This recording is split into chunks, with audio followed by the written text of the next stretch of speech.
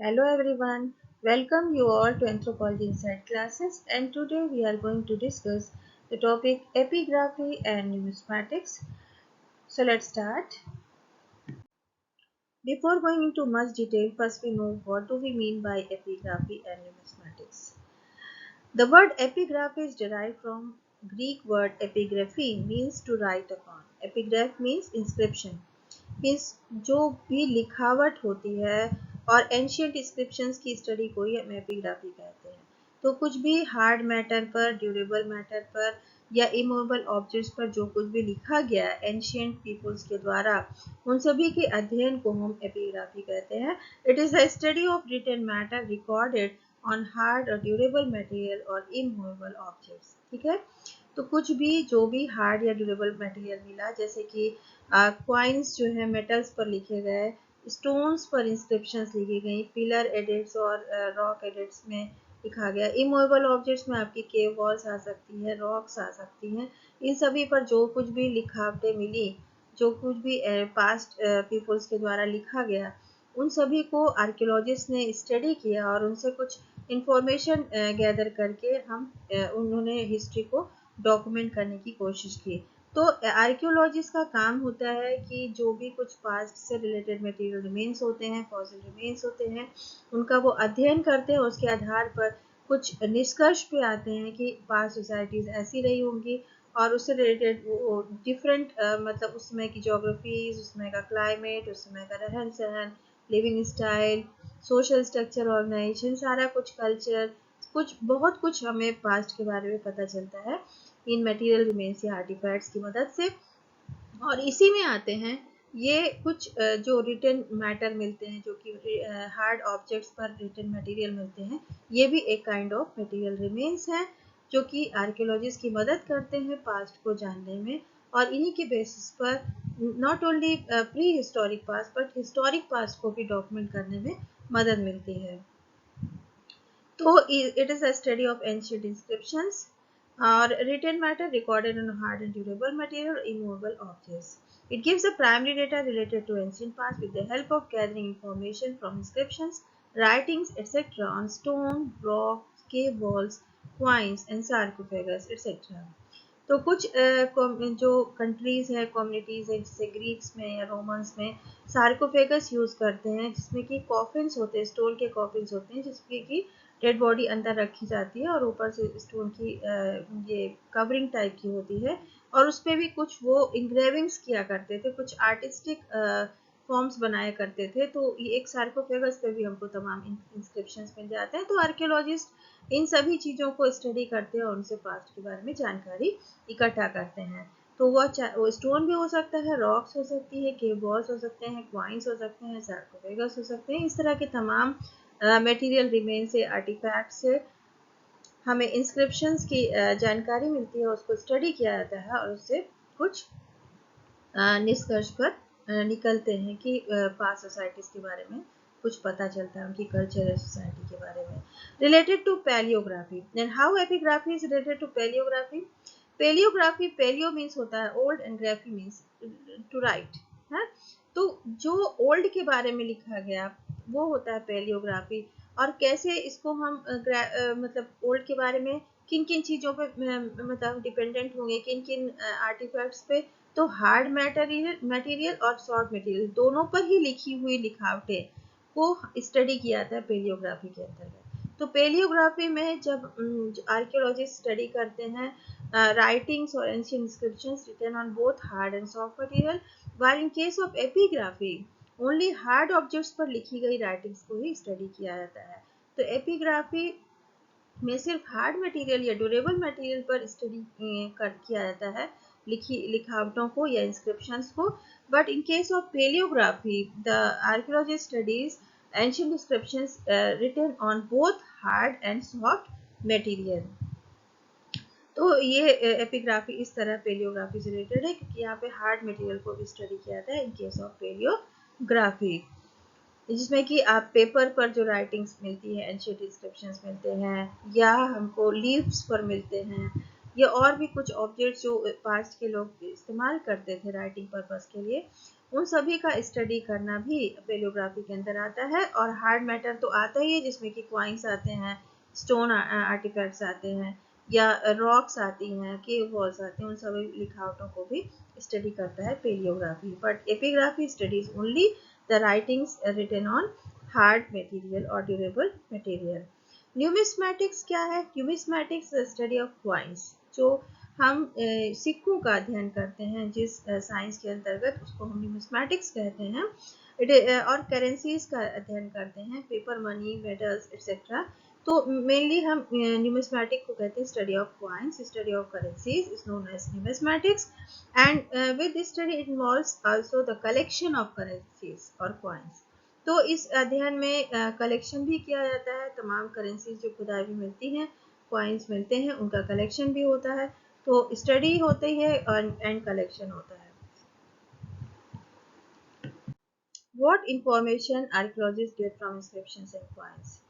अब ये जो राइटिंग मतलब इंस्क्रिप्शंस, जो राइटिंग्स हमें मिली एंशियंट लोगों के द्वारा, जो लिखावटें मिली कुछ ड्यूरेबल मटेरियल पर, हार्ड मैटर पर, उन सभी को आर्कियोलॉजिस्ट स्टडी करते हैं और उससे उनको हिस्टोरिकल फैक्ट्स पता चलते हैं, वो हिस्ट्री को डॉक्यूमेंट करते हैं इनके आधार पर। क्वाइंस में भी कुछ तमाम इंस्क्रिप्शन मिलते हैं, उस समय की डायनेस्टीज, डिफरेंट डायनेस्टीज के बारे में पता चलता है, उसमें वो कौन कौन से मेटल्स पर क्वाइंस बनाया करते थे ये पता चलता है, उनका टेरिटोरियल एक्सटेंट कहाँ कहाँ तक था ये पता चलता है। मीन्स सिर्फ नेशनल बाउंड्रीज थी कि बाहर की जो इंटरनेशनल बाउंड्रीज तक उनकी फैलाव था, विस्तार था उनके साम्राज्य का, ये हमें पता चलता है। उनका सोशल स्ट्रक्चर, ऑर्गेनाइजेशन पता चलता है, cultural rights, rituals, hobbies, clothing style, ornaments, habitation, hobby, तमाम चीज़ें, सिंबल्स, वैल्यूज, रिलीजियस बिलीव्स, ये सारा कुछ हमको इन क्वाइंस या इंस्क्रिप्शंस की मदद से पता चलता है। उनकी इकोनॉमी कैसी थी ये पता चलता है, पॉलिटिकल इवेंट्स क्या रहे होंगे उस समय, या वॉर, फैमिन, डिजास्टर जैसी कुछ सिचुएशन आई रही होगी तो उनका इंस्क्रिप्शन या क्वाइंस पे क्या प्रभाव पड़ा होगा, या इन क्वाइंस के माध्यम से हम कैसे अंदाजा लगा सकते हैं कि उस समय ऐसी सिचुएशन आई होगी। तो ये सारा कुछ हमको पता चलता है इन इंस्क्रिप्शंस या क्वाइंस की मदद से। और इसी के आधार पर archaeologist not only proto historic past but also historic past को डॉक्यूमेंट करते हैं। अब प्रोटो हिस्टोरिक पास्ट वो पास्ट है जो इंडस वैली सिविलाइजेशन के समय स्क्रिप्ट का इन्वेंशन तो हो गया पर उसे डेसिफर नहीं किया सका। अभी तक आर्कियोलॉजिस्ट में कोशिश कर रहे हैं उसे पढ़ने की, पर वो सफल नहीं हो पाए। कुछ हद तक कहीं कहीं इसे द्रविडियन स्क्रिप्ट से जोड़ा जा रहा है, तो कहीं पे इसे संथाल जो है वहाँ के माना जा रहा है कि वो अभी भी ये स्क्रिप्ट जो मतलब यूज़ करते हैं, पर रियल में अभी तक उसको मतलब एग्जैक्ट उसकी मीनिंग्स क्या है उन स्क्रिप्ट्स की, ऐसा अभी आर्कियोलॉजिस्ट नहीं पता लगा पाए हैं। तो प्रोटो हिस्टोरिक पास्ट के बारे में कुछ जो सील्स पर हमें पिक्चर्स मिलती हैं या उसके अनुमान, उससे थोड़ा बहुत अनुमान लग जाता है कि ऐसा ये इन सील्स के माध्यम से कम्युनिकेट करना चाहते हैं। तो इन इंस्क्रिप्शंस या क्वाइंस की मदद से हमें ये पता चलता है कि उस समय के लोग का रहन सहन, उनका कल्चर, सोसाइटी, और उनका जो रिलीजियस बिलीव्स था, उनका टेरिटोरियल एक्सटेंट कहाँ कहाँ तक था, और डिफरेंट क्रोनोलॉजीज पता चलती हैं कि किस समय से किस काल तक डिफरेंट डायनेस्टीज ने रूल किया। ये सारा कुछ हमें पता चलता है इंस्क्रिप्शंस या क्वाइंस की मदद से। What is epigraphy? अभी एपिग्राफी हम लोग ने पढ़ा कि हार्ड मटेरियल या ड्यूरेबल ड्यूरेबल ऑब्जेक्ट्स पर जो कुछ भी लिखावटें, एंशियंट स्क्रिप्ट हमको मिलती है और आर्कियोलॉजिस्ट को स्टडी करते हैं, and that study is known as epigraphy. तो अर्लीस्ट राइटिंग जो है हमको मिलती है in the form of picture on the cave walls, फिर स्टोन्स, रॉक, सील्स पर कुछ लिखावटें या स्क्रिप्ट्स मिलती हैं, जो पिक्टोग्राफिक स्क्रिप्ट्स मिलती हैं। तो ये शुरुआती राइटिंग्स हुआ करती थी। जब भी कोई चीज़ शुरुआत होती है, राइटिंग का इन्वेंशन ऐसे ही नहीं हो गया कि अचानक से लोग लिखना शुरू कर दिए होंगे। पहले उन्होंने अपनी बातों को कम्युनिकेट करने के लिए धीरे धीरे, मतलब ये स्पीच डेवलप हुई, स्पीच डेवलप होने के बाद जब उनको लैंग्वेज जैसा कुछ स्क्रिप्ट नहीं आती थी, तो उन्होंने अपनी बातों को कम्युनिकेट करने के लिए कुछ पिक्चर फॉर्म बनाना शुरू कर दिया, जिसमें कि केव पेंटिंग सबसे पहली वो माध्यम था उनको अपनी बातों को कम्युनिकेट करने का एक कम्युनिटी को, और जिसमें कि उन्होंने हंटिंग सीन्स और इस तरह के एनिमल्स उस समय के जो हुआ करते थे या फीमेल फिगराइन को उन्होंने पोर्ट्रेट करना शुरू किया केव वॉल्स पर। तो इस तरह एक अर्ली फॉर्म ऑफ राइटिंग कह सकते हैं। उसके बाद फिर पिक्टोग्राफिक सिंबल्स या साइंस का इन्वेंशन हुआ, जिसमें कि उन्होंने अपनी बातों को कुछ माध्यम कुछ सिंबल्स या साइंस के थ्रू कहने की शुरुआत की। जैसे कि इंडस सिविलाइजेशन के समय आपको इस तरह की पिक्टोग्राफिक स्क्रिप्ट या सील्स में तमाम इस तरह का स्क्रिप्ट और सिंबल्स मिलते हैं, जिससे ये हम अनुमान लगाते हैं कि ऐसा कुछ उस समय का फौना फ्लोरा क्लाइमेट या इस समय के समाज में ऐसे ऐसे चीज़ें रही होंगी। तो केव वॉल्स पर, स्टोन्स पर, रॉक्स पर, सील्स पर जो कुछ भी एंशियंट राइटिंग्स मिलती हैं वो उसको स्टडी करते हैं एपिग्राफी में। और हड़प्पन स्क्रिप्ट में तो जैसा कि अभी हम लोगों ने बताया कि उसको अभी तक डेसिफर नहीं किया जा सकता, लेकिन बाद की जो स्क्रिप्ट थी जैसे कि ब्राह्मी थी, प्राकृत पाली, ये सभी जो इंडिया में डेवलप हुई उन सभी को पढ़ा जा सका है। तो अशोका की एडिट्स जिसमें कि ब्राह्मी प्राकृत में ही लिखी गई हैं, जिसमें कि रॉक एडिट्स, पिलर एडिट्स और केव एडिट्स आती हैं अशोका की। और हड़प्पन सील्स पे तो हम लोगों ने बोला है कि इंडस जो स्क्रिप्ट है उसे अभी पढ़ा जाना नहीं जा सका है। तो इन सभी तरह की स्क्रिप्ट्स को पढ़ने की जो भी साइंस अध्ययन करता है उसी को हम एपिग्राफी कहते हैं। इंडस इंस्क्रिप्शंस को हम देख सकते हैं कि ये सील्स पर मिले हैं या टैबलेट्स के फॉर्म्स पर, स्टोन टैबलेट्स के या कॉपर मेटल पर तमाम इंस्क्रिप्शंस मिले हैं। अप्रॉक्स 2000 सील्स हमें मिली हैं इन साइट से। तो जो भी हड़प्पा, मोहनजोदड़ो, चैनुदारो, लोथल, धोलावीरा, ये तमाम जो साइट्स थी इन सभी से हमें कुछ ना कुछ सील्स या स्क्रिप्ट्स या टैबलेट्स, स्टोन टैबलेट्स मिली हैं, जिसमें कि कुछ ना कुछ इंस्क्रिप्शंस लिखे हुए मिले हैं और जिसे कि अभी तक डेसिफर नहीं किया जा सकता। जनरली ये सील्स स्क्वायर शेप्ड होती थी और स्टेटाइट स्टोन पर बनती थी। स्टेटाइट स्टोन पर जनरली ये सील्स मिलती हैं हमको, मोस्ट ऑफ द सील्स। लेकिन कुछ एल्वेस्टर और लैमस्टोन पर भी मिलती हैं, कुछ कॉपर टैबलेट्स मिलती हैं डिफरेंट डिपिक्शंस के साथ। मोस्टली इन पर बने क्या होते हैं, इनमें बने होते हैं कुछ एनिमल्स, जैसे कि बफेलो, हम्पबुल, इंडियन राइनो, वन जो हॉर्न राइनो मिलता है, एलिफेंट मिलते हैं, टाइगर, घड़ियाल, इस तरह के एनिमल्स जो उस समय मिलते थे इंडस के समय में, जो उस समय का फौना था वो इन्हीं एनिमल्स का रहा होगा और ये सारे डिपिक्ट किए जाते हैं उनके सील्स पर। और कुछ मिथिकल एनिमल फॉर्म्स भी रहते हैं, स्वास्तिक, क्रॉस, लूप्स के भी चिन्ह मिलते हैं हमको।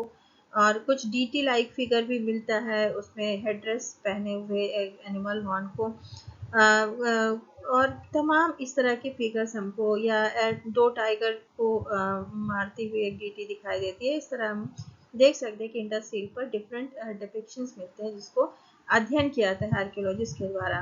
धोलावीरा में एक बहुत ही इंपॉर्टेंट स्क्रिप्ट मिलती है जिसमें कि 10 लेटर का जो है बड़े 10 लेटर्स एक बिग वुडन बोर्ड पर मिलते हैं। और लगता है कि एंट्रेंस के पास एक साइन बोर्ड जैसा कुछ रहा होगा जो उस समय यूज किया गया होगा। और जिसमें कि minimum 5 characters, maximum 17 characters are known to occur in series and written from left to right. तो नियरली हमको 400 कैरेक्टर्स आइडेंटिफाइड हुए अभी तक इंडस से, और जिसमें कि 5 कैरेक्टर मिनिमम और मैक्सिमम 17 कैरेक्टर्स एक सीरीज में लिखे जाते हैं, जिसको कि राइट से लेफ्ट लिखा था। तो इंडस स्क्रिप्ट में जो आर्कियोलॉजिस्ट ने स्टडी किया तो उन्होंने बोला कि ये राइट से लेफ्ट लिखे गए हैं, not from left to right, जैसे जनरली हम लेफ्ट टू राइट लिखते हैं, लेकिन ये राइट टू लेफ्ट लिखे गए हैं। और इस एक सीरीज में है जिसमें कि 17 कैरेक्टर मैक्सिमम होते हैं और 5 कैरेक्टर मिनिमम होते हैं उनकी राइटिंग्स में। ठीक है, तो ये सारा कुछ स्टडी करने के बाद हमें पता चला है, इंडस इंस्क्रिप्शंस को स्टडी किया गया है और ऐसा माना गया कि ये एंशियंट फॉर्म रहा होगा एंडो यूरोपियन या संस्कृत का, जो भी इंडस स्क्रिप्ट है। लेकिन रिसेंट क्लेम स्टडी जो किया गया आर्कियोलॉजिस्ट के द्वारा, वो बोलते हैं कि it belongs to proto Dravidian script. Fair Service and Corbola opined that's a Proto-Dravidian script. It is believed most of the writings have name of animals. तो वो बोलते हैं कि जो भी स्क्रिप्ट लिखी गई है राइट टू लेफ्ट या 5 कैरेक्टर्स की हो चाहे 17 कैरेक्टर्स की हो, उसमें मोस्ट ऑफ द राइटिंग्स में एनिमल्स के नेम हैं और बाकी कुछ अभी नहीं पता चला है। DNK Verma of Bhagalpur discovered Harappan script being used by Santals of Chota Nagpur region as symbols of their rituals even today. S. Rao linked it with the Phoenicians, Langdon links it with the Brahma, and however most agreed to consider it a proto-Dravidian script. तो ज़्यादातर archaeologist का मानना है कि ये जो Indus inscription हैं proto Dravidian script से बिलोंग करती हैं। इस पिक्चर में हम देख सकते हैं कि यहाँ पर बहुत सारे सील्स के हैं। जैसे कि ये एक सील है जिसमें कि एलिफेंट बना हुआ है और कुछ स्क्रिप्ट लिखी हुई है। 1 2 3 4 5 स्क्रिप्ट लेटर्स की स्क्रिप्ट है लिखी है। इसी तरह यहाँ पर एक वन हॉर्न राइनो है। राइनो बुल्स और इस तरह के ही पिक्चर आपको ज़्यादातर यूनिकॉर्न सील्स में मिलेंगे। यहाँ पर एक टाइगर बना हुआ है, यहाँ पे वन हॉर्न राइनो है, कहीं पर बुल है, कहीं पर यहाँ पर बुल है। तो इस तरह हमको डिफरेंट जो उस समय के एनिमल्स रहा करते थे, जैसे एलिफेंट है, राइनो है, बुल है, यहाँ पर टाइगर बना हुआ है, इनके फिगर्स हमको इसमें मिलते हैं सील्स पे। और कहीं पे डीटी बैठी हुई मिलती है, जैसे बाइसन हॉर्न के वो हेड ड्रेस पहनी हुई है, हेड गियर।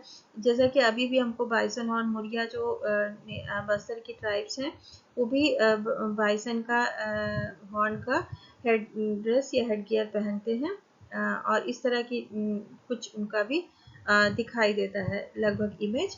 तो ये एक डीटी बैठी हुई है और ये उस समय का कुछ इस तरह का रहा होगा, हेड गियर पहनते रहेंगे, उसको इन्होंने यहाँ दर्शाया है। यहाँ पर एक डीटी है, फीमेल डीटी है जो दो टाइगर्स से लड़ रही है।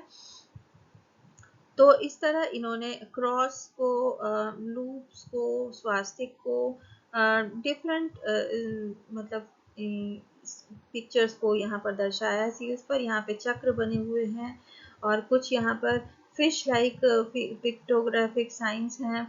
यहाँ पर कुछ लूप्स बने हुए हैं, यहाँ पर कुछ ये रखा हुआ है, लैम्प टाइप का रखा हुआ है, ट्रीट लाइक स्ट्रक्चर्स हैं और एरो लाइक स्ट्रक्चर मिलते हैं कहीं कहीं पर।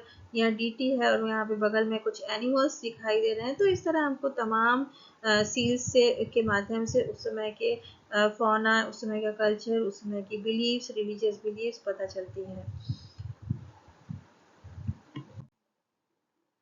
यहाँ पर भी आप देख सकते हैं कि एक स्टोन टैबलेट है, उसमें एक फीमेल डीटी दो लॉयंस या ये इनसे टाइगर से लड़ रही है, नीचे एलिफेंट पर वो खड़ी हुई है। इसी तरह यहाँ पर दो टाइगर से लड़ता हुआ एक मेल डीटी दिखाई दे रहा है। तो ये सारा कुछ हमको, और यहाँ पर स्क्रिप्ट लिखी हुई है। तो ये 4 लेटर्स या 5 लेटर्स की स्क्रिप्ट लिखी हुई है, 1 2 3 4 5। इस तरह अब इसको पढ़ने में कोशिश करने में काफ़ी मुश्किल आती है आर्कियोलॉजिस्ट को। यहाँ पर सिर्फ चक्र बना हुआ है तो ये समझ में आ रहा है चक्र है। इस तरह ये फिश लाइक कुछ कैरेक्टर दिख रहा है, ये एरो लाइक कुछ दिख रहा है, ये कुछ लैम्प लाइक या फायर लाइक स्ट्रक्चर दिख रहा है, ये स्टेयर लाइक दिख रहा है, ये कुछ दो पैर रखने के कुछ माध्यम, कुछ भी मतलब हम इससे अंदाज़ा लगा सकते हैं। लेकिन आर्कियोलॉजिस्ट रियल में इनको स्टडी करते हैं और इससे किसी कंक्लूजन में पहुंचते हैं कि इन स्क्रिप्ट का क्या मीनिंग रहा होगा। प्रोटो द्रविडियन स्क्रिप्ट से जोड़ा जाता है और ज़्यादातर आर्कियोलॉजिस्ट कहते हैं कि जो कुछ भी यहाँ लिखा रहता है उन एनिमल से के नेम से जुड़ा होता है, पर इसकी डिफरेंट मीनिंग्स भी हो सकती हैं। अब यहाँ पर देख सकते हैं evidence of inscriptions from Indus valley civilisation. अब इंडस वैली सिविलाइजेशन में, जिसमें कि मोहनजोदड़ो एक इम्पोर्टेंट साइट है, माउंट्स ऑफ डेड मैन कहते हैं इसको। और यहाँ पे यूनिकॉर्न सील्स मिली है जिसमें कि वन हॉर्न राइनो के बहुत सारे पिक्चर्स हैं। और एक फीमेल, ये डीटी बैठे हुए है जो बाइसन हॉर्न गियर पहनी हुई है। और यहाँ पे देखिए पिक्टोग्राफिक, यहाँ पे सील्स या सिंबल्स बने हुए हैं, जैसे कि एक फिश लाइक है, यहाँ वेव्स लाइक हैं, लहरें हैं, ये क्रॉस लाइक है। तो इस तरह हमको तमाम साइंस मिलते हैं जिसका कुछ मीनिंग होता है। यहाँ पर भी 3 कैरेक्टर हैं, 3 लाइनें खींची हुई हैं, यहाँ फिश हैं 2 ठो, एक टर्टल भी हो सकता है बगल में, और ये कुछ क्रॉस लूप, यहाँ पे एक आल्टा रखा हुआ है और ये राइनो है। इस तरह हमको इसे अंदाज़ा लगाया जाता है आर्कियोलॉजिस्ट के द्वारा इन स्क्रिप्ट को कोशिश इनको समझने की, और इस समय के फाउना या उनकी रिलीजियस बिलीव्स क्या रही होंगी, रिलीजियस ऑफरिंग्स देते थे इनकी या एज ए फूड यूज़ करते थे, ये कुछ अंदाज़ा लगाना मुश्किल है। धोलावीरा, धोलावीरा जो गुजरात की एक इम्पोर्टेंट साइट है, तो मोहनजोदड़ो तो अभी पाकिस्तान में है, जो इंडस साइट है one of the, and Dholavira is also one of the Indus site, and it is in Gujarat. Here 10 characters are found on a signboard. ये जो 10 कैरेक्टर यहाँ पर ऐसे जमीन पर ये रखा हुआ है, और इसी पर ये एक चक्र है, चक्र को यहाँ पर 4 बार रिपीट किया गया है, 1 2 3 4 चक्र लाइक कैरेक्टर है। इसी तरह 4 आर्म्ड सिंबल है, ये एक सिंबल है मिरर लाइक, और इसी तरह ये एक सिंबल है क्रॉस लाइक है, सिंगल लाइन है, ये पिन लाइक है स्ट्रक्चर। तो इस तरह उन्होंने कुछ कहने का प्रयास किया है स्क्रिप्ट के द्वारा कि धोलावीरा से 10 स्क्रिप्ट मिली है, जिसमें कि 9 बिग स्क्रिप्ट हैं और एक सिंगल छोटी है। तो 9 लार्ज कैरेक्टर्स है, टोटल 10 है। On inscription wooden board is found Dholavira. ये एक यूनिक फाइंडिंग है, not recorded from other sites. Other side से जो मोस्टली हमको 6 से 8 कैरेक्टर्स ही मिले हैं, जबकि यहाँ पर 10 कैरेक्टर्स का एक पूरा साइन बोर्ड टाइप का कुछ हमें मटेरियल आर्टिफैक्ट मिला है।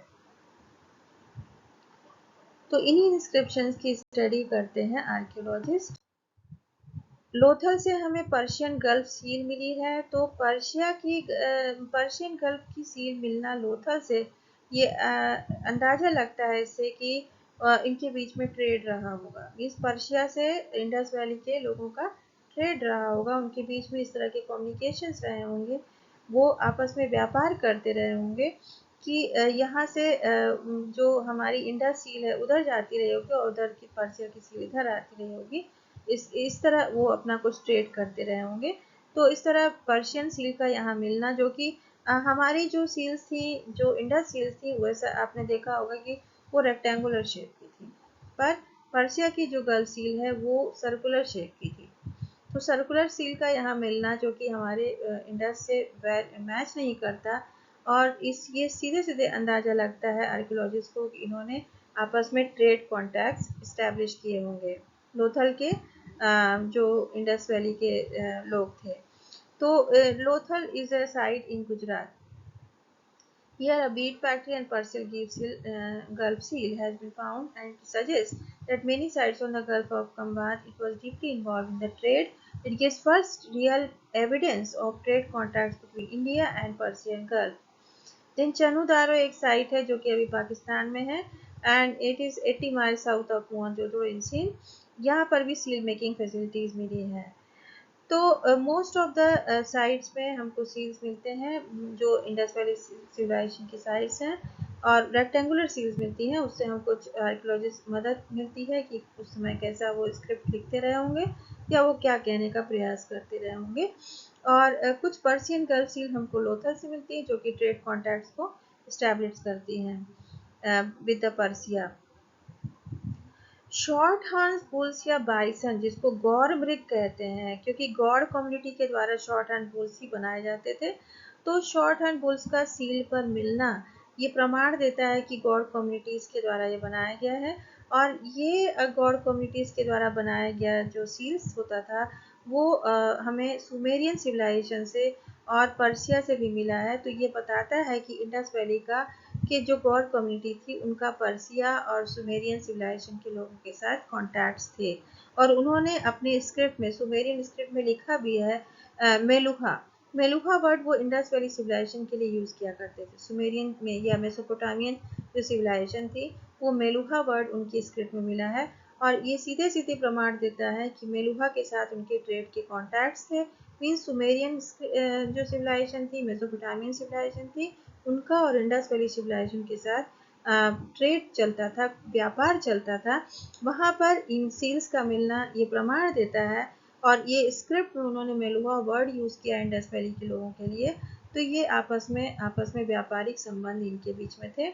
इसी तरह पर्सिया के बीच में भी संबंध थे, वहाँ पर भी हमें शॉर्ट एंड बुल्स और ये यहाँ की सील्स मिलती हैं, जो गौड़ मृग सील्स कहा जाता है, जो कि गौड़ कम्युनिटी के द्वारा बनाई जाती है। गौड़ जो है वो मर्चेंट्स थे इंडस वैली के। The Gaur were the merchants of the Meluha. Meluha is a Sumerian name given to Indus civilization, which has been found in the Mesopotamian records or the scripts. तो Mesopotamian records script में हमको इसके प्रमाण मिलते हैं कि Gaur community के द्वारा बनाए गए शॉर्ट हॉर्न बुल्स या बाइसन्स, इनको गौड़ मृग कहते हैं, ये हमको वहाँ पर उनके प्रमाण मिलते हैं पर्सिया या और मेसोपोटामियन स्क्रिप्ट में।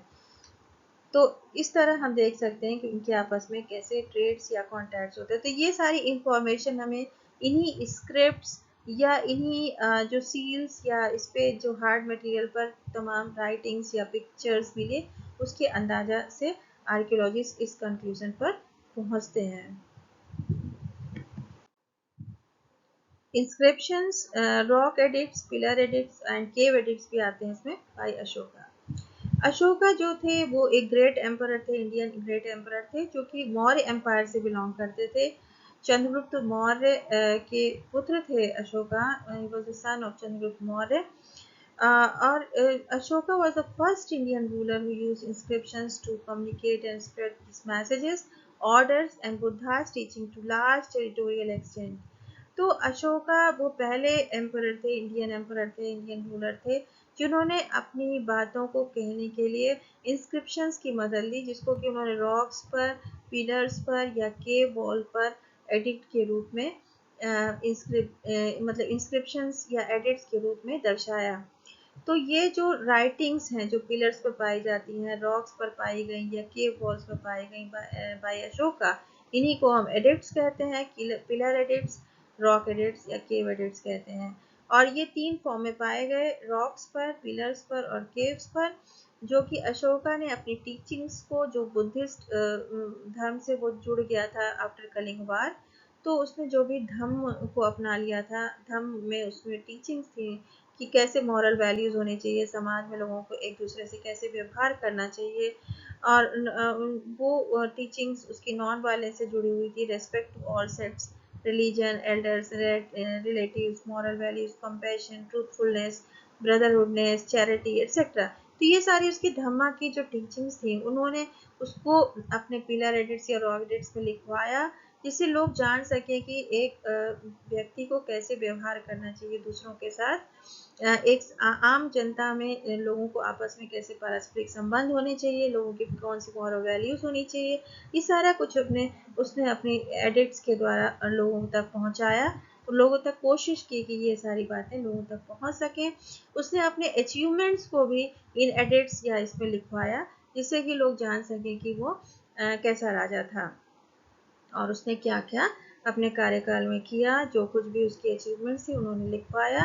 तो पिलर के फॉर्म में हमको दिल्ली, इलाहाबाद, कौशाम्बी, चुनार, वाराणसी, सांची आदि जगहों पर तमाम पिलर में लिखी हुई लिखावटें हमको मिल जाती हैं, जो स्तंभ लेख कहते हैं, जिसको हिंदी में पिलर एडिक्ट्स, स्तंभ लेख मिलते हैं। इस तरह शिला लेख कहते हैं, रॉक एडिक्ट्स पे जो भी मिलते हैं उनको शिला लेख कहते हैं। और अगर केव पे मिलते हैं तो गुहा लेख कहते हैं या गुफा लेख कहते हैं। तो ये तीनों प्रकार के एडिक्ट्स अशोक के द्वारा लिखवाए गए मौर्य एम्पायर में, और ये बहुत दूर दूर तक फैला हुआ था उसका साम्राज्य, नॉट ओनली इंडिया। ये अभी प्रेजेंट तो जो पाकिस्तान, पहले तो वो इंडिया का ही हिस्सा था, अफगानिस्तान, ईरान, ग्रीस और इधर श्रीलंका, बांग्लादेश, नेपाल तक उसकी जो है एम्पायर फैला हुआ था, और ग्रीस तक। तो वहाँ तक उसकी जो बातें जो एडिट्स के माध्यम से, रॉक एडिट्स या पिलर एडिट्स या केव एडिट्स के माध्यम से पहुँचाई गई। और उसने अपने बेटे या बेटी को भी मैसेंजर्स के रूप में भेजा था श्रीलंका, और उन्होंने भी वहाँ बुद्धिज्म का प्रचार किया था। तो इस तरह हम कह सकते हैं कि उन्होंने पिलर एडिट्स, रॉक एडिट्स या गुफा एडिट्स के माध्यम से अपनी बातों को कम्युनिकेट करने की कोशिश की पहली बार अशोक ने। और उनका जो, इससे हमको उनका टेरिटोरियल एक्सटेंट पता चलता है कि कहाँ कहाँ तक उनका साम्राज्य फैला हुआ था। अगर ये सेम एडिट्स हमको बाहर भी मिल रही हैं, इसका मतलब अशोका का एम्पायर दूर दूर तक फैला हुआ था। और ये सिर्फ इन्होंने एक ही लैंग्वेज पर नहीं स्क्रिप्ट लिखवाई, इन्होंने हर क्षेत्र के लिए डिफरेंट लैंग्वेजेस का इस्तेमाल किया। जैसे इंडिया में इन्होंने ब्राह्मी प्राकृत में लिखवाया, और पाकिस्तान, अफगानिस्तान या ईरान एरिया के लिए उन्होंने खरोष्ठी और अरामिक लैंग्वेज का इस्तेमाल किया। ग्रीस के लिए इन्होंने ग्रीक लैंग्वेज का इस्तेमाल किया। तो इन्होंने डिफरेंट लैंग्वेजेस का इस्तेमाल किया डिफरेंट टेरिटरीज के लोगों तक अपनी बातों को कम्युनिकेट करने के लिए। तो इससे पता चलता है कि लोग उसे समझ सकें, पढ़ सकें कि वो लिखा क्या है, वो क्या कहना चाहता है। इसके लिए उसने डिफरेंट लैंग्वेजेस का इस्तेमाल किया for inscriptions. For example case of India, the language used was mostly Prakrit, Magadhi और Brahmi script. While in Northwestern Asia and Central Asia, Afghanistan, present Pakistan, Iran, Greece, etc., Kharoshthi, Aramaic and Greek were used. तो इस तरह उसने अपनी teachings को या Buddhist teachings को जगह जगह पहुंचाया. और टोटल 33 इंस्क्रिप्शंस हमें मिलती हैं अशोका के द्वारा, जिसमें कि मेजर एडिट्स हैं, माइनर एडिट्स हैं और सेपरेटेड रॉक एडिट्स हैं, और major and minor pillar edicts हैं. तो उसने रॉक एडिट्स और पिलर एडिट्स को मेजर और माइनर में डिवाइड कर दिया था. कुछ बड़ी थी तो उसको मेजर एडिट्स कहा गया, major rock edicts, minor rock edicts and separated rock edicts. इस तरह पिलर एडिट्स में भी major pillar edicts and minor pillar edicts. तो इसने डिफरेंट उसमें डिवाइड कर दिया था उनकी साइज के आधार पर.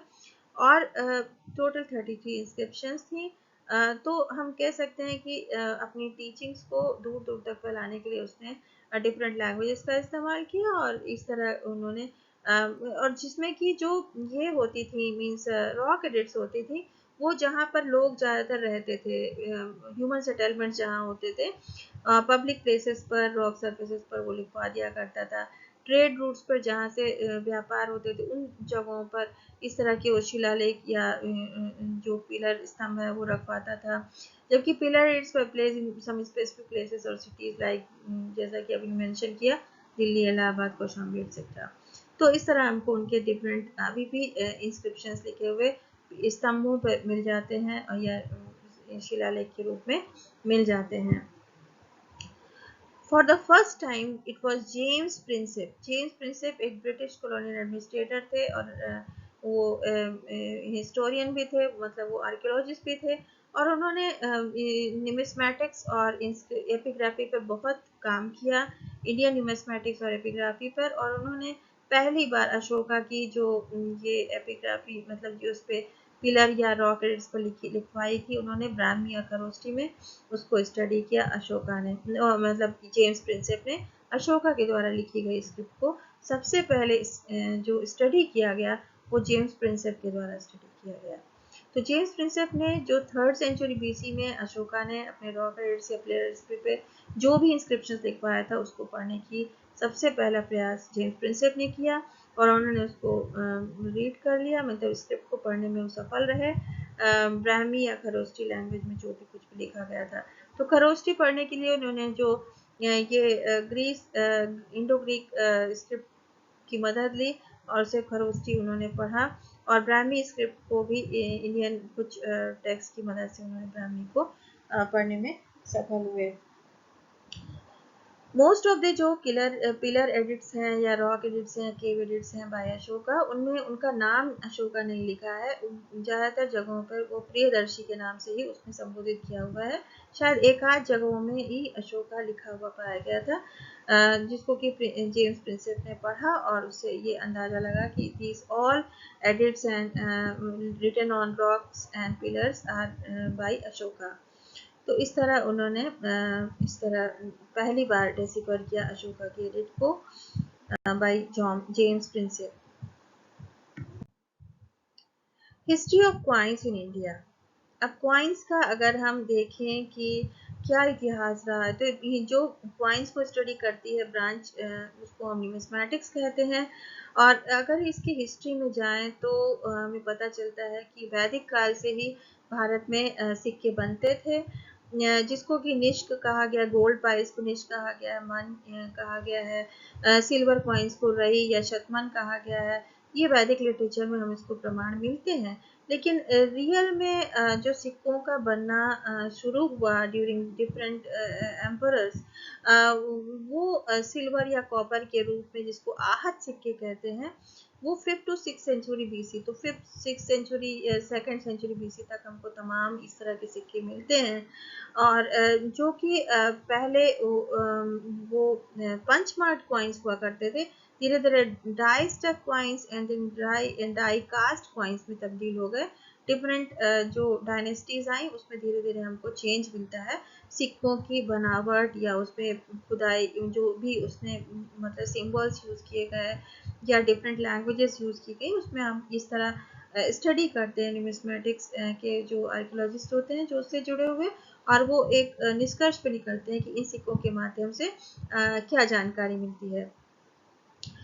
James Prinsip, in his study of Indian coinage system, he found three stages of coin development in India, namely first is punch mark coins, then second is the die stuck coins, and third is the die cast coins.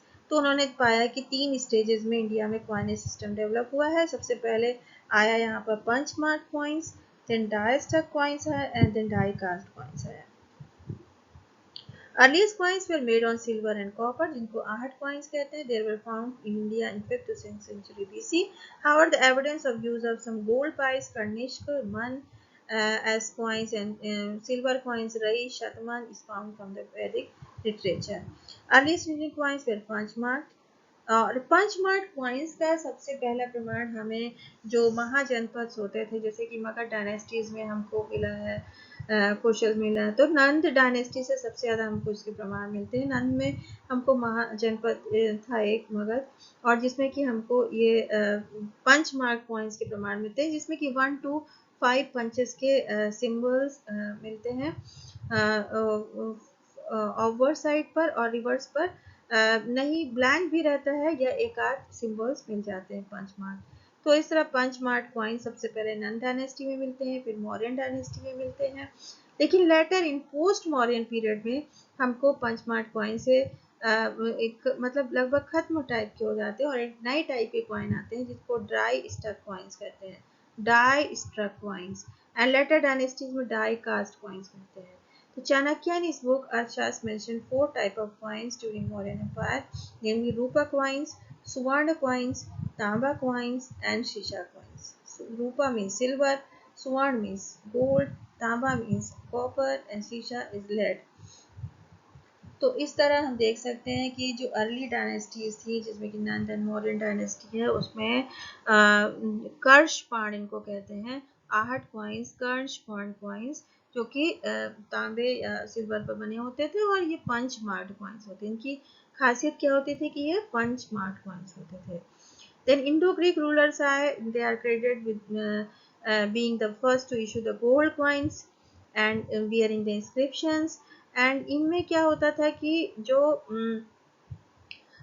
उनमें जो पहली बार, अभी तक क्या था कि नंद और Mauryan dynasty के जो हमको कॉइन्स मिलते हैं, उनमें हमको किसी रूलर या एम्परर की इमेज नहीं मिलती है, लेकिन पहली बार जब इंडो ग्रीक्स आए या ग्रीक्स आए, तो उनके जो सिक्कों में रूलर की इमेज मिली, फर्स्ट मतलब फ्रंट साइड में सिक्कों में, और पीछे उनकी कोई डिविनिटी या उनको डीटी कहते हैं जिसे, उनकी कुछ पिक्चर्स मिली, और उसमें कुछ स्क्रिप्ट लिखी होती थी ग्रीक में।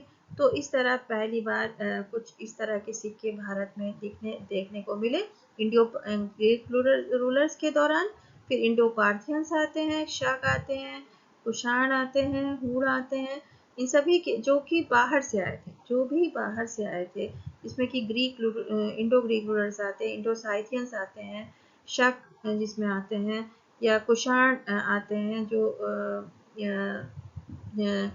एक चाइना या इंडो साइथियन बॉर्डर से ही वो भी आते बिलोंग करते हैं ओरिजिन से।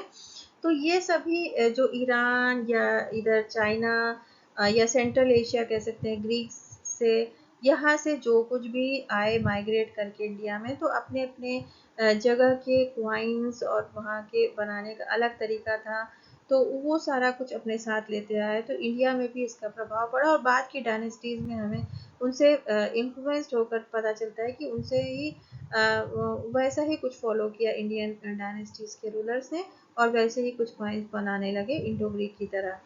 तो गोल्ड कॉइन सबसे पहले इन्होंने लाया इंडो ग्रीक ने, और उसके बाद शक एंड कुषाण जो रूलर्स आते हैं, इंडो पार्थियन, सातवाहन, इन्होंने भी सिल्वर, गोल्ड एंड कॉपर के कॉइन्स को इशू किया with rulers image and inscriptions on the coins. During the time of Parthian Gondophares 3 language coins पहली बार इशू हुए। इस तरह गुप्ता रूलर्स ने जो भी कॉइन्स इशू किए थे उनको हम दिनार्स कहते हैं। दिनार मतलब गोल्ड कॉइन्स को कहते थे, रूपक सिल्वर कॉइन्स को, और कौड़ी डेली यूज की कॉइन को कहते थे। पोस्ट गुप्ता पीरियड में हमको कॉइन्स की शॉर्टेज दिखाई देती है और सिर्फ कॉपर कॉइन्स हर्षवर्धन के समय मिलते हैं। Hund's issued only silver and copper coins whereby the lead coins were first issued by Satvahan rulers.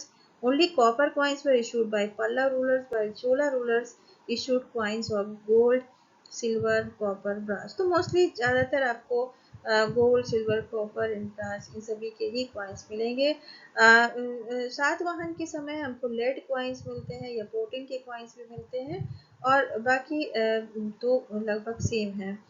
तो अब दो तीन चीज़ें इसमें खास होती हैं जिसमें कि पंचमार्ट कॉइन्स हमको सिर्फ नंद और मौर्यन डायनेस्टीज में मिलते हैं। लेकिन पोस्ट मौर्यन में जिसमें कि कुषाण, शक, और ये सब आते हैं, गुप्ता पीरियड आते हैं, सातवाहन आते हैं, इन सब में हमको die struck coin and die cast coins मिलते हैं।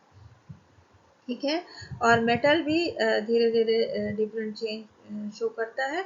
स्क्रिप्ट में भी तमाम चेंजेस शो करते हैं, जिसमें कि इन्होंने तो जो मौर्यन डायनेस्टी थी उसमें इन्होंने, जिसमें कि अशोका का भी आता है, चंद्रगुप्त मौर्य, अशोका, ये सभी बिंदुसार ये आते हैं। तो इनमें क्या था कि मौर्यन डायनेस्टी में पंचमार्ट कॉइन्स था एक खासियत।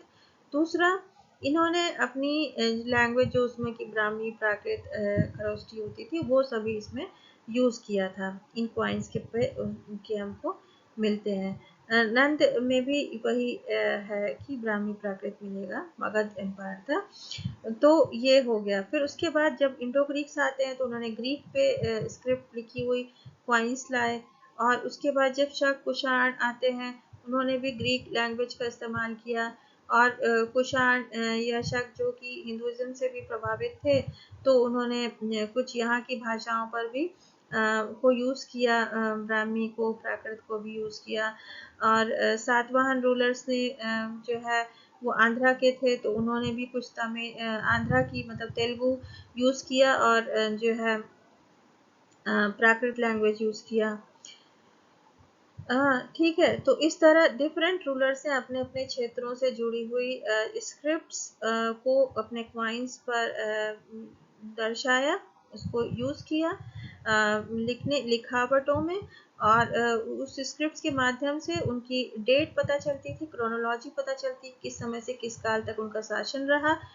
और जो है रूलर्स का नाम अक्सर लिखा होता था, उनका शासन पता चलता था, और उनका सिखों का दूसरे एरियाज में पाए जाने से उनका टेरिटोरियल एक्सटेंट पता चलता था, उनके साम्राज्य का विस्तार पता चलता था कि अगर नॉर्थ टू साउथ अगर ये सारे सिक्के मिल रहे हैं अगर पूरे इंडिया में, इसका मतलब वो एम्पायर पूरा नॉर्थ से साउथ तक फैला हुआ था, या पूरे होल इंडिया में दिख रहा है, तो नॉर्थ, साउथ, ईस्ट, वेस्ट सारे जगह हमको उनके ही सिक्के मिल रहे हैं, इसका मतलब वो एम्पायर बहुत दूर दूर तक फैला हुआ था। आउटर बाउंड्रीज में भी हमको उसके सिक्के मिल रहे हैं, इसका मतलब उनका साम्राज्य का विस्तार न सिर्फ इंडिया बल्कि बाहर के देशों में फैला हुआ था। ये सारा कुछ हम अनुमान लगाते हैं। या अगर सिक्कों का मिलना कम हो जाता है किसी एक विशेष काल में, तो इसका मतलब कुछ फेमीन आई होगी या कुछ डिजास्टर्स हुए होंगे, वार लाइक सिचुएशन रही होगी, ये भी अनुमान लगाया जाता है इन सिक्कों की मदद से। तो सिक्कों की मदद से हम स्क्रिप्ट देखते हैं कि किन किन लैंग्वेजेस में इस्तेमाल किया गया, कौन कौन से रूलर्स होंगे, उनकी कौन सी लैंग्वेजेस रही होंगी, कौन आउटसाइडर्स रहे होंगे, बाहर से आए हुए रूलर्स रहे होंगे, कौन इम्प्योर इंडियन रूलर्स रहे होंगे, और किस किस रिलीजियस बिलीफ से वो बिलोंग करते थे, क्योंकि उनकी जो डीटीज के चित्र होते थे पीछे बने होते थे सिक्कों के पीछे, उससे पता चलता था ग्रीक डिविनिटी है तो ग्रीक रूलर्स हैं, अगर इंडियन डीटी है तो इंडियन रूलर्स हैं, और इंडियन स्वास्तिक्स हैं, क्रॉस, लूप्स इस्तेमाल किए गए हैं, या ओम का चिन्ह है, इसका मतलब इंडियन रूलर्स हैं। तो ये सारा कुछ हम इन सिक्कों के माध्यम से आर्कियोलॉजिस्ट इसको पढ़ते हैं और इससे अंदाज़ा लगाते हैं कि उस समय के रिलीजियस बिलीफ, सोसाइटी, कल्चर, या एम्परर्स की कौन कौन सी डायनेस्टीज थी, उनका टेरिटोरियल एक्सटेंट क्या था, पॉलिटिकल कौन से इवेंट्स हुए होंगे, कैसे डिजास्टर्स या फेमिन की सिचुएशन आई होगी, ये सारा कुछ अंदाजा लगता है। और किन किन मेटल्स पर उन्होंने बनाया, टाइम टू टाइम क्या क्या चेंजेस आए, उनमें सिम्बल्स किस तरह के यूज़ किए गए, कौन से फोना फ्लोरा थे, ये सारा कुछ पता चलता है इन कॉइन्स की मदद से। तो इंस्क्रिप्शंस जो अलग से हम एपिग्राफी में स्टडी करते हैं, जो हार्ड मटेरियल्स पर लिखे जाते हैं, और उसी में क्वाइंस भी आता है। अगर सिर्फ क्वाइंस पर फोकस करें तो न्यूमिस्मेटिक्स हो जाता है, अगर सारे हार्ड मटेरियल की अध्ययन करें तो एपिग्राफी में आता है। यही अंतर होता है एपिग्राफी एंड न्यूमिस्मेटिक्स में, कि सिर्फ क्वाइंस पर फोकस करते हैं, सिर्फ क्वाइंस की स्टडी करते हैं। अगर हार्ड मटेरियल पे लिखे गए, जो कि मेटल पर बनाए गए क्वाइंस, तो सिर्फ न्यूमिस्मेटिक्स कहेंगे। अगर ये क्वाइंस के साथ साथ अगर स्टोन के वॉल्स या जो क्या कहते हैं रॉक सरफेसेस सभी पर जो स्टडी की गई मेटल पर, वो सबको अगर एक साथ कर लेते हैं तो एपिग्राफी होती है। और अगर हार्ड और सॉफ्ट ड्यूरेबल दोनों मटेरियल पर स्टडी करते हैं तो पेलियोग्राफी हो जाती है। तो all this sciences are related to each other, और ये सभी हमको कुछ ना कुछ पास्ट के बारे में बताते हैं। ये सभी मटेरियल आर्टिफैक्ट्स हैं जो कि पास्ट के बारे में बताते हैं, और इसी से आर्कियोलॉजिस्ट अध्ययन करके हिस्ट्री को डॉक्यूमेंट करते हैं। अब देख सकते हैं यहाँ पर डिफरेंट डायनेस्टीज के कैसे कैसे सिक्के थे। जैसे कि नन डायनेस्टी, अभी हम लोगों ने डिस्कस किया कि नन डायनेस्टी में पंचमार्क कॉइन्स बहुत संख्या में मिले, जिनको कर्षपाण या पाना भी कहते हैं। ये 1 to 5 पंचेस इनको फर्स्ट साइड में मिलते हैं, जबकि रिवर्स ब्लैंक था ऑफन। कई बार हमको एक सिंबल मिल जाता है। सिंबल्स में मोस्टली यहाँ पर सन के सिंबल्स रहते हैं, 6 टार्म सिंबल रहता है, कुछ एलिफेंट या वज्र का सिंबल रहता है। इस तरह हमको तमाम सिंबल्स मिल सकते हैं। इसी तरह मौर्यन डायनेस्टी में भी 1 to 5 punch mark science offer science में मिलते हैं, जबकि रिवर्स साइड में 1 सिंबल या 1 to 2 सिंबल्स मिलते हैं, और इनको भी कर्षपाण या पाना कहा जाता है। तो मौर्यन डायनेस्टी में भी सेम नंद की तरह ही हमको यहाँ पर मिलते हैं।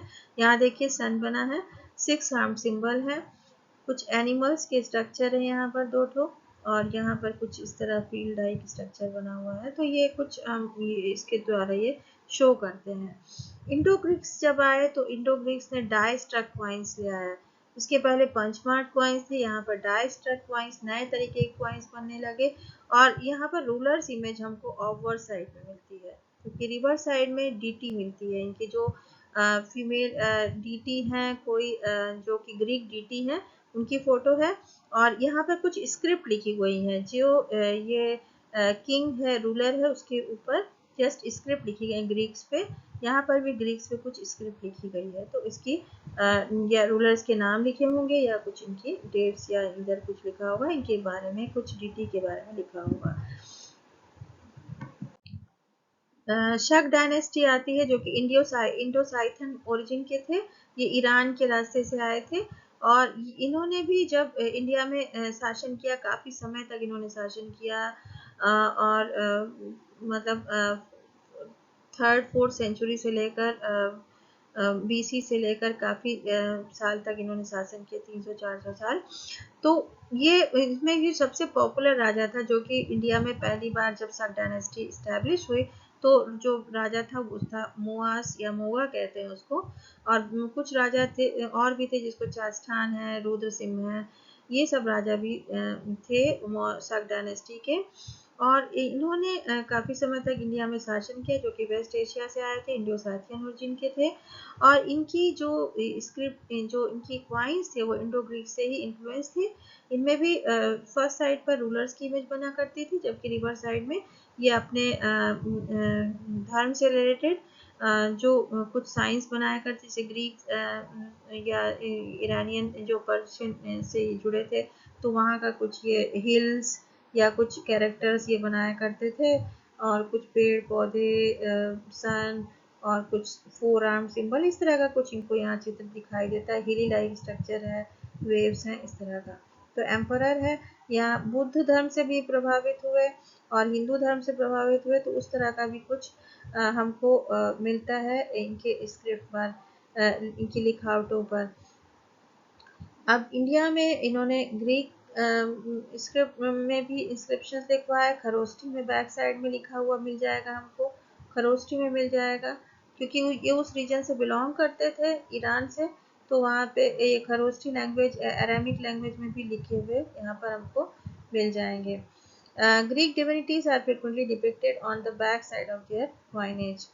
इसी तरह पार्थियन डायनेस्टी इंडो पार्थियंस आया जो कि इंडो पार्थियन ओरिजिन के इंडो पार्थियन डायनेस्टी थी। गोंडोफरीस ये एक एम्परर था और इसने अपना इमेज जैसे फर्स्ट ऑफर साइड में फ्रंट साइड में लिखवा बनवाते थे और रिवर्स साइड में कोई डीटी का चित्र होता था और कुछ स्क्रिप्ट लिखी होती थी। तो सेम इंडो ग्रीक्स को ही फॉलो किया बाद के डायनेस्टीज ने। और यहाँ पर हम देख सकते हैं मैप में कि ये हिंदू कुश की पहाड़ियाँ, यहाँ पर पूरा शक रूलर्स का ये शासन है। पूरा ईरान से लेके अफगानिस्तान और इंडिया का नॉर्थ वेस्टर्न रीजन ये पूरा सब शक रूलर्स का था। नॉर्थ वेस्ट ये गुजरात राजस्थान और इधर तक पूरा शक रूलर्स था। यूपी में भी मथुरा तक और यहाँ पर उज्जैन और ये पूरा रीजन जो है ये कुषाण के अंडर भी आता था। मथुरा ये उज्जैन और इधर पूरा नॉर्थ वेस्टर्न गुजरात राजस्थान पूरा नॉर्थ से लेकर और वेस्ट तक पूरा ये एरिया कुषाण रीजन में भी था। इंडो पार्थियंस भी इसी एरिया में रूल किए थे। अफगानिस्तान ईरान वाले जो नॉर्थ वेस्ट इंडिया का एरिया है उस रीजन में। तो ये सारे रूलर्स जो बाहर से आए उन्होंने इस तरह यहाँ पर शासन किया और डिफरेंट तरह के क्वाइंस जो अपने एरिया से इन्फ्लुएंस थे उन्होंने यहाँ पर चलवाए। कुषाण डायनेस्टी जैसा कि उन्होंने देखा इसमें वीमा कैटफाइसिस एंड कनिष्का। कनिष्का एक बहुत इंपॉर्टेंट रूलर था जो बहुत फेमस थे क्योंकि वो सेकेंड अशोका भी उनको कहा जाता है और वो बुद्धिस्ट से भी प्रभावित हुए। इंडिया में आकर उन्होंने अपने सिखों पर न सिर्फ ग्रीक बल्कि संस्कृत और ब्राह्मी स्क्रिप्ट का भी इस्तेमाल किया जगह जगह पर। और वो कुछ हिंदू देवी देवताओं से भी प्रभावित है तो कहीं कहीं हमको उनके सिक्के पर कुछ हिंदू लाइक डीटी भी दिखाई देती हैं और जिससे कि कुछ एनिमल पर बैठे हुए कुछ हिंदू डीटी टाइप की दिखाई देती है। मोस्ट ऑफ द इंस्क्रिप्शंस में वो कनिष्क ने जो रूलर्स इमेज बनाई है लगभग उसकी जो इमेज है वो एक बड़े लॉन्ग ओवर कोट में दिखाई देता है क्योंकि वो जो जिस एरिया से आए थे उस तरह का उनका पहनावा काफ्तान या इस तरह का कोट कुछ पहनते थे वो। और ये बड़ी दाढ़ी थी और इस तरह कुछ ट्राइडेंट लिया हुआ भी कहीं कहीं दिखता है जैसे त्रिशूल लिया हुआ जैसे कि हमारे शिवा दिखते हैं वैसा कुछ इन्होंने भी अपने का दिखाया हुआ है। यहाँ पे ट्राइडेंट है इनके हाथ में इस तरह कुछ दूसरे हाथ में भी कुछ लिया हुआ है और यहाँ पे कुछ स्क्रिप्ट लिखी हुई है जो कि ग्रीक या खरोष्ठी लैंग्वेज है। और इंडिया में उन्होंने ब्राह्मी या संस्कृत का भी इस्तेमाल किया अपने इसमें लिखावटों में। बीमा कैटफाइस का जो हमको मथुरा इंस्क्रिप्शन में प्रमाण मिलता है जो इनके फादर थे कनिष्क के और उन्होंने अपना डायनेस्टिक नेम कोशानो यूज किया है अपने कॉइन्स पर। यहाँ कुछ लैम्प लाइक स्ट्रक्चर दिखता है यहाँ पे कुछ सेक्रीफाइसेस डालते हुए दिखाई देते हैं ट्राइडेंट लिए हुए एक हाथ में। इस तरह हम देख सकते हैं डिफरेंट इंस्क्रिप्शन से कुछ कुछ जानकारी मिलती है। कुछ डिटीज हैं जो कि कुछ इस पे बैठे हुए हैं कुछ एनिमल्स पे बैठी हुई हैं जैसे गॉडेस दुर्गा बैठती है उस तरह का कुछ हमको अंदाजा लगा सकते हैं। Emperor's image is posted on front side of the coins with the Greek and Sanskrit and Brahmi script, while on the back side Greek divinity is inscripted. Later, his coins were influenced by Hindu and Buddhist gods and goddesses. तो कनिष्क के जो सिक्के हैं उसमें हमको दिखाई देता है कि वो हिंदू और बुद्धिस्ट धर्म से भी प्रभावित था। वो सिक्कों में उसकी जो बना पिक्चर्स हैं बनावटें हैं उससे पता चलता है और स्क्रिप्ट से पता चलता है कि उसने ये हिंदू धर्म से भी प्रभावित था। तो ये कनिष्क जो कि बौद्ध धर्म को भी वो कर लिया था मतलब खुद उसने ये कर अशोका की तरह ही बुद्धिस्ट हो गया था और ग्रीक से मतलब से बिलोंग करता था। लुजेई किंगडम से आया था मीन्स माना जाता है कि चाइना या ईरान के रास्ते से लोग इधर आए थे। इंडो साइथियन ओरिजिन या ग्रीक ओरिजिन इनकी मानी जाती है। सेंट्रल एशिया या वेस्ट एशिया से बिलोंग करते थे और फिर बाद में जब इंडिया आए इन्होंने काफ़ी समय तक यहाँ शासन किया और इनके सिक्कों से हमें तमाम इस तरह की जानकारी मिलती है कि डिफरेंट स्क्रिप्ट और उस तरह की डिफरेंट रिलीजियस बिलीव्स कैसी थी इनकी ये सारा कुछ। इनकी हॉबीज़ पता चलती है इनका क्लॉथिंग स्टाइल पता चलता है, और ऑर्नामेंट्स क्या यूज़ करते रहे होंगे, सारा कुछ सोशल स्ट्रक्चर तमाम चीज़ें हमको, जैसा कि सारे सिक्कों से हमें जानकारी मिलती है वैसा ही कुछ हमें कुषाण डायनेस्टी से भी जो सिक्के मिले उससे कुछ जानकारी मिलती है। अब यहाँ पे सातवाहन डायनेस्टी में पहली बार हमको लेड और पॉटिन्स में कॉइन्स मिलते हैं। तो कॉपर, सिल्वर एंड गोल्ड पे तो मिलते ही है, लेड एंड पॉटिन पे मोस्ट ऑफ द कॉइन्स या कॉपर पे सबसे ज़्यादा कॉइन्स मिलते हैं यहाँ पर। और इसमें देख सकते हैं कि फर्स्ट साइड पे किंग का बना हुआ है, सातवाहन किंग का पिक्चर बना हुआ है, और जो कि आगे कुछ ये पे हेड के साइड में कुछ पहना हुआ है, और यहाँ पर ये है कुछ इनकी स्क्रिप्ट लिखी हुई हैं तेलुगु, क्योंकि आंध्रा डायनेस्टी से बिलोंग करते थे तो इनकी तेलुगु लैंग्वेज स्क्रिप्ट लिखी होगी, और कुछ प्राकृत भी हो सकती है। और यहाँ पर फोर आर्म सिंबल, कुछ हिली लाइक स्ट्रक्चर रिवर साइड मतलब बने हुए हैं, और वेव्स मतलब कुछ नदियाँ बनी हुई हैं, चंद्रमा, सन, ये आदि कुछ इस तरह के सिंबल दिखाई देते हैं। तो हम देख सकते हैं कि जो हिंदू रिलीजियस बिलीफ थी इनकी, ये ब्राह्मण डायनेस्टी थी, सातवाहन, और ये आंध्रा से बिलोंग करते थे, हिंदू किंगडम था। तो हिंदू से रिलेटेड, हिंदुइज्म से रिलेटेड यहाँ पे आपको स्वास्तिक चिन्ह, सन, गॉड, और ये तमाम जो सिंबल्स हैं, जो स्वास्तिक है या सन है, और ये मून लाइक स्ट्रक्चर, बोट, इस तरह का हमको मिलता है चिन्ह। तो इनसे इनकी रिलीजियस बिलीव्स भी पता चलती है, और इस समय का उस किंगडम में कौन कौन से स्क्रिप्ट यूज़ करते थे, ये सारा कुछ पता चलता है, और किस तरह के मेटल्स पर इन्होंने सिक्के बनाए।